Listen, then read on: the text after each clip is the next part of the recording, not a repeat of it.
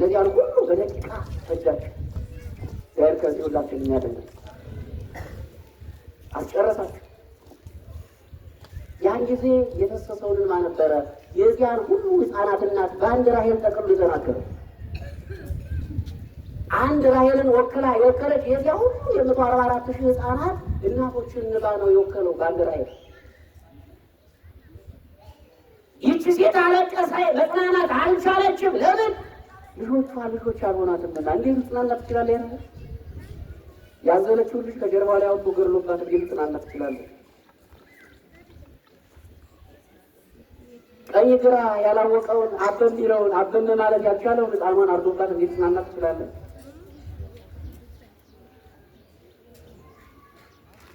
እነዚህ ሰማዕታት የሕፃናት ሰማዕታት አይደሉ?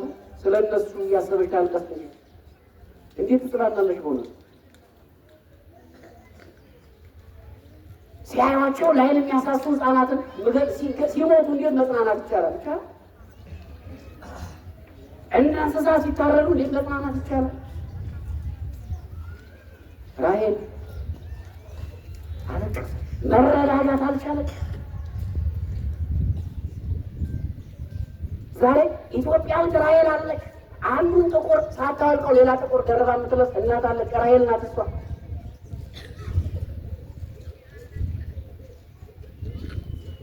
ከአንድ ሀዘን ወደ ሌላ ሀዘን የምትረማመድ እናት አለች። አንድ ልጅ ከማጣት ሌላ ልጅ ማጣት የሚተካባት እናት አለች ራሔል። አሁን እሱ እየተረጋጋች ትችላለች። እግዚአብሔር ያረጋጋለን፣ ያረጋጋለን። ስለዚህ ያክስተት ነበረ ራሔል ልታለቅስ ያደረጋት። ለምን? ሄሮድስ ልጆቿን ፈርዶባታልና አፈርዶባታልና። ለልጆቻችን ሄሮድሶች እንዳንሆን ተጠንቀቁ ምዕመናን። ሕፃናትን መበደል ማለት በሰይፍ ብቻ መምታት አይደለም። ምናልባት አስተዳደጋችን ላይ አጣመን አሳደገናቸው ከሆነ እኛ ለሕፃናት ሄሮድሶች ነን። ሕፃናት የማያዩትን እያሳየን እያሳደግናቸው ከሆነ እንደ ሄሮድስ እየገደልናቸው ነው።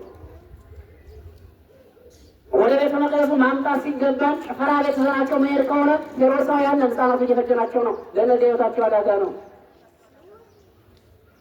መንፈሳዊ ፊልም ማየት ሲችሉ የህንድ ፊልም እያሳያችሁ እያሳደጋችኋቸው ከሆነ አዝናናን በላችሁ ሄሮድስ ናችሁ። ሕፃናት እየፈጀ ለነገ ሕይወታቸው አደጋ ነው። ለነገ ሕይወታቸው አደጋ ነው። ይህ ሁሉ ሕፃናት አስፈጅቶ ግን የሚገርማችሁ ክርስቶስን ማግኘት አልቻለም። ሄሮድስ ይህንን በሚሰራበት ሰዓት ደግሞ መልአክ መጥቶ እመቤታችን እንዲህ አላት፣ ወይ ዮሴፍ አለው፣ ዮሴፍ ተንሥአ ንሥአ ሕፃነ ወይም ወሁ ብሔረ ግብፅ፣ እናቱንና ሕፃኑ ይዘው ወደ ግብፅ ሸሽ ብሎት ነበርና ሸሽቶት ነበርና ከዚያ ሁሉ ሕፃናት መካከል ግን እግዚአብሔርን አላገኘው። ይህንን እንዳላገኘው የሚፈራው ጠላት እንዳልሞተ ሲረዳ ዲያብሎስ ደግሞ እንደገና አዶ እንዲህ አለው፣ አንተ ሰው እነዚህ ሕፃናትን እኮ ዝም ብለን ያስገድልናቸዋል። አየህ ትናንትና ግለጽ ነበራል። ዲያብሎስ ላያችሁ መጀመሪያ እንዲሰሙት ያደርጋቸዋል። ኋላ ደግሞ እየመጣ እንዴ ነው። መጀመሪያ አጣፍጦ ማራሩ ያሳያል፣ ኋላ ያመርታል። መጀመሪያ ደልዳላ ነው ያሳያል፣ ኋላ ተራራ ያሳክልባል። መጀመሪያ የተለጠፈ ምንድነው ትርገ ለምለም ሳር የተለጠፈበት ጫፍ የተለጠፈበት መንገድ አፈሱራ ያሳያል። መራመድ ስትጀምር ደግሞ ሾህ እንደሆነ ያሳያል። ከእግዚአብሔር እስከምትርቅ ተራራውን ሁሉ የማትሻገረው ሁሉ እንደምትሻገር አድርጎ ያሳያል። መሻገር ስትጀምር ከተሰበር በኋላ ግን ለምን ተሰበር ይላል። አይ ዲያብሎስ እኮ እንደዚህ ሸንጋይ ነው እሱ። ከዚህ ከሸንጋይ ጠላት እግዚአብሔር ይጠብቃል። አንተ ያኮ አልሞተም አላገኘውም። እነዚህ ያስፈጃቸው ዝም ብሎ ነው በሊልና ነው ግብፅ ላይ እየተንከራተተችልን ነው እስከ ልጇ ድረስ ወስዳ ተረድልካ አስገድለዋል። እና ሌላ ምትቀመጠ ከዚያ በኋላ ሰራዊቱ ከጊዜ አንጻር እናሳጣ ሰራዊቱ ሁሉ ያው አራት ጭፍራ ይላሉ አባቶቻችን። እሱን አድርገው ስትመለሱ ብር ወርቅ የተወሰነ ሰጣቸውና ይሄ ለአሁን ለመንገዳችሁ ነው፣ ስትመለሱ ግን የማታገኙት ነገር የለም፣ ሄዳችሁ ገላችሁታል ማለት ማንን ነው የሚገሉት? ያድን የመጣውን ክርስቶስ ነው። የሰውን መከራ ተቀብሎ ከመከራ ነፃ ሊያወጣ የመጣው እግዚአብሔር ነው። ዓለም የክፋቷን ጥጋታ ያያችሁ ሊያድናት የመጣውን ክርስቶስን እንኳን ሰቅላ መገደል ለ5500 ዘመናት ያህል የነበረችበትን የዕዳ ደብዳቤ ሊቀድላት ነፃ ሊያወጣ የመጣውን ክርስቶስን ሰቅላ ገደለች አለ። ከዚች ዓለም ጋር እየኖርን ያለ ነው። ዓለም ግን ያሸንፍ እግዚአብሔር አምላካችን ይርዳል። ይህን ክፉ ዓለም ግን እግዚአብሔር አሸንፎታል። ስማነ ሞይክዎ ለዓለም፣ እኔ ዓለምን አሸንፌዋለሁ እናንተም ዓለምን አሸንፉት ይለናል። ዓለም የተባለ የመጀመሪያው ዲያብሎስ ነው። ዲያብሎስን አሸንፎታል እግዚአብሔር። እኛም እናሸንፈዋለን። በማን ስም? በእግዚአብሔር ስም እናሸንፈዋለን። አላገኛል፣ አልተሳካላችሁ። ክርስቶስ ላይ እግዚአብሔር ተሰጥቷል። እግዚአብሔር መሰደዱ ግን ምክንያት አለ። እንግዲህ እየተላልን እናልታክ ላይ እግዚአብሔር ዝም ብሎ የተሰደደ ዝም ብሎ አለ። በነገራችን ላይ ሄሮድስን ማጥፋት አልቶት አይደለም፣ ሊያስተምሮ የተለየ ነገር ስላለ ነው። አንደኛ የተሻለ ነው፣ ከክፉ ሰው መራቅ የተሻለ ነው። ከክፉ ሰው ጋር ከመነዛነት መራቅ አይሻልም? ተስፋ መንግስተ ሰማያትንም ምድረ ሕይወትንም ከማጣት ሸሸት ማለት አይሻልም?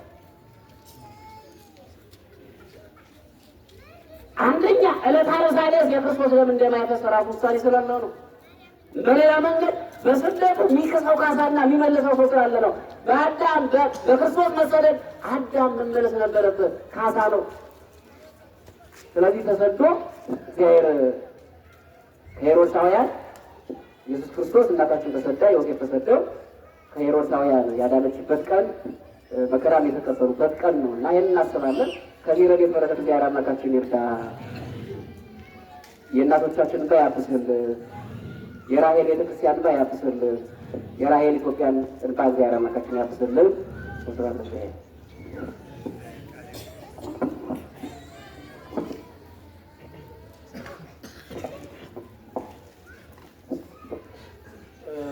ማህበራችንን ቃለ ሕይወት ያሰማልን፣ ቃለ ሕይወት ያሰማልን። እንዴት እሳቸው እንኳን በመቅ አድርገው ነው ሲያሰሙን የቆዩ አንድ ሆነው ማለት ነው። እኛ ብዙ ሆነን ቃለ ሕይወት ያሰማልን ለማለት ደከም አለበት። ያደሩ ሰው ደግሞ መኖር አይደለም። ቃለ ሕይወት ያሰማልን፣ ረጅም አገልግሎት ዘመናቸውን በቤተ ክርስቲያን ያጽናልን። ብዙ ጊዜ እንደዚህ አሜን ቃለ ሕይወት ያሰማልን የቤተ ክርስቲያኗ ቋንቋ ነው። እዚህ ሆኖ ሰው ይህን ቃል ሲናገር አብሮ ማለት አለብን።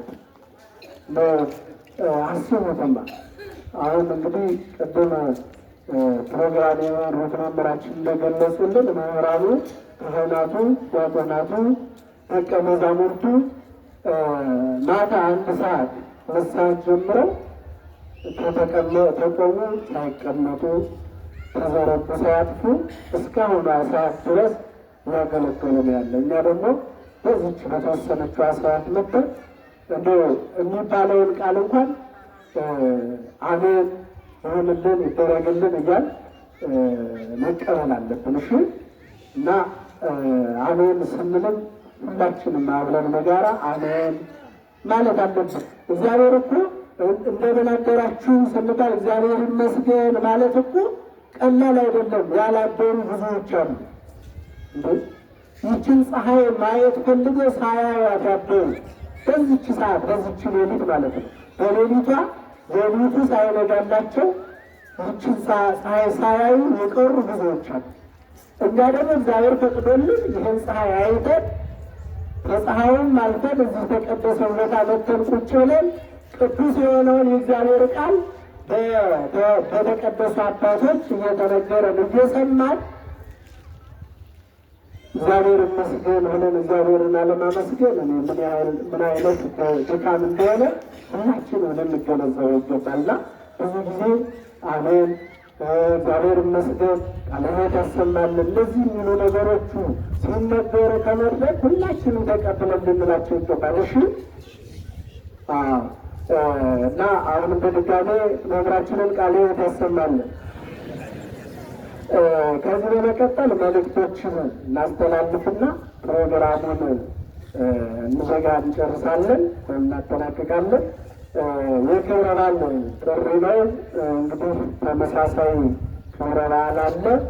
መቼም በየትም ሆነ በየትም የምናከብራቸውን ቅዱሳን ልናከብር ለእኛ ተሰጥቶናል። ልናከብራቸው እግዚአብሔር አክብሮ ለእኛ ሰጥቶናል።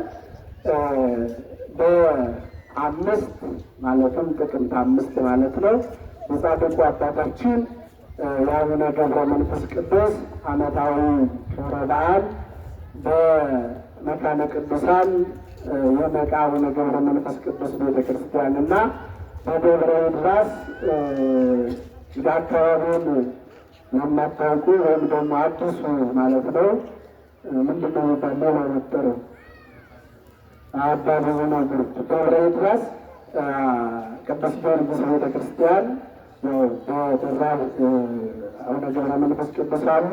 በሁለቱ ቤተክርስቲያን ላይ በደመቀ ሁኔታ የጻድቁ አባቶችን በዓል ይከበራል።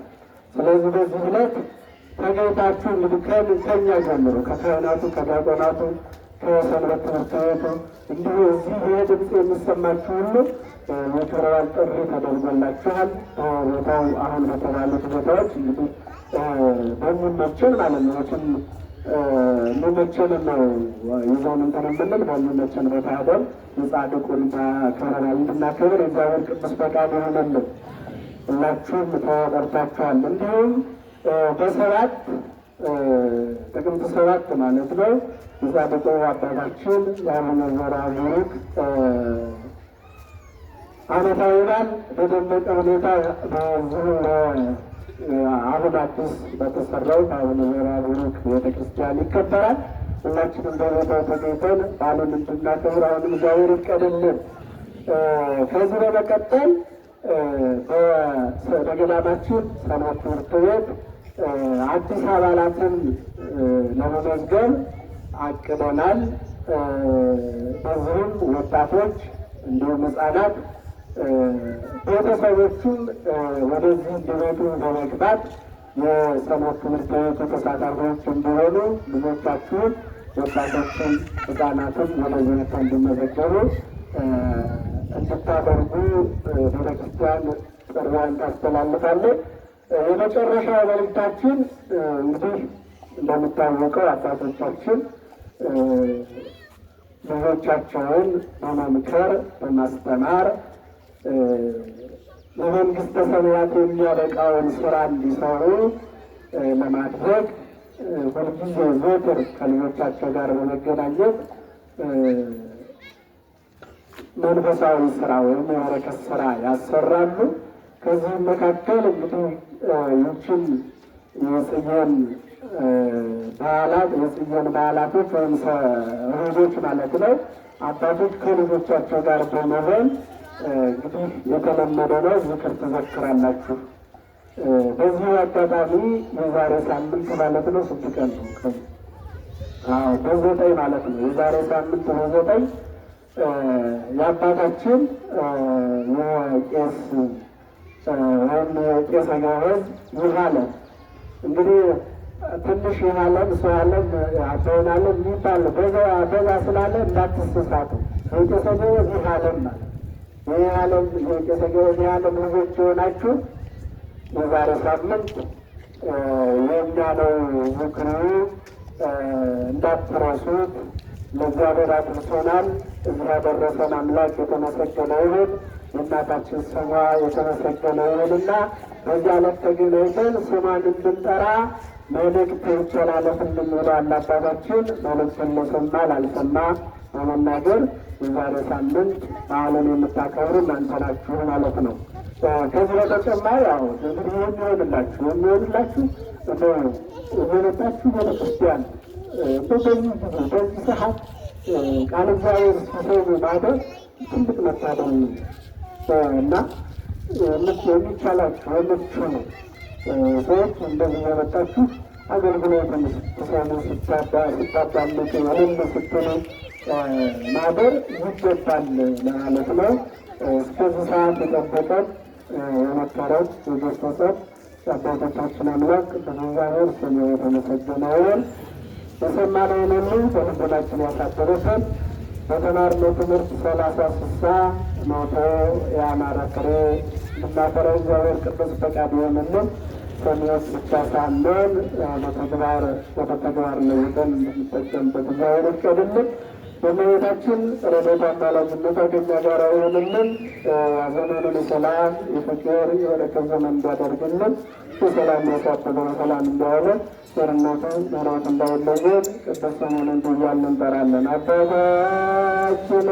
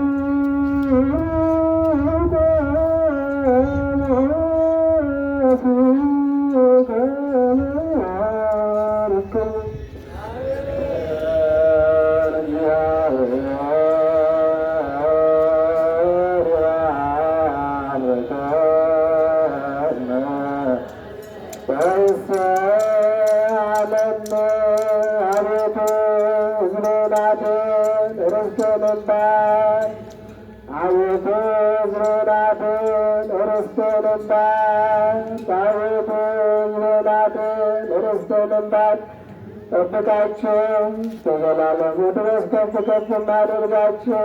አንድ በጌታችንና በአምላካችን በመድኃኒታችን በኢየሱስ ክርስቶስ በክብርት በዋጃት በዛኛው ንጋት ቅድስት ቤተክርስቲያንን ጠብቃ ለነገሥታትና ለመኳንንት ቅዱስ ለሆነ ማደሪያ ዘንድ የጠራች በዚች ቅድስት ቤተክርስቲያን መጣችሁ ተሰብስባችሁ ጸለያችሁ የጌታችን የኢየሱስ ክርስቶስን ቅዱስ ሥጋውን የበላችሁ ክብር ደሙን የጠጣችሁ በማየት ወይም ባለማወቅ የሠራችሁትን ኃጢአታችሁን ይቅር ይበላችሁ።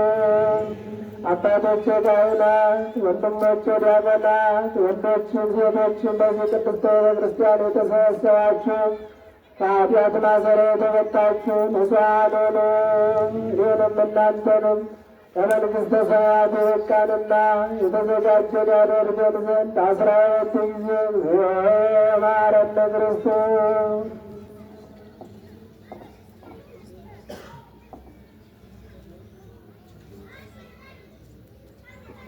ስለ እናታችን ስለ ቅድስት ድንግል ማርያም ብሎ ባለፈው ይቅር እንዲለን በሚመጣው እንዲጠብቀን በዚህ ስለ ማርያም ማረነ ክርስቶስ።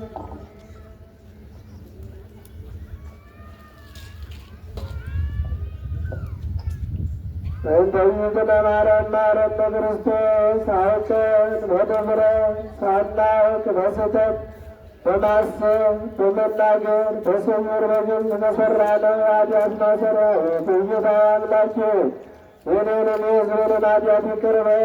እግዚአብሔር ይፍታ።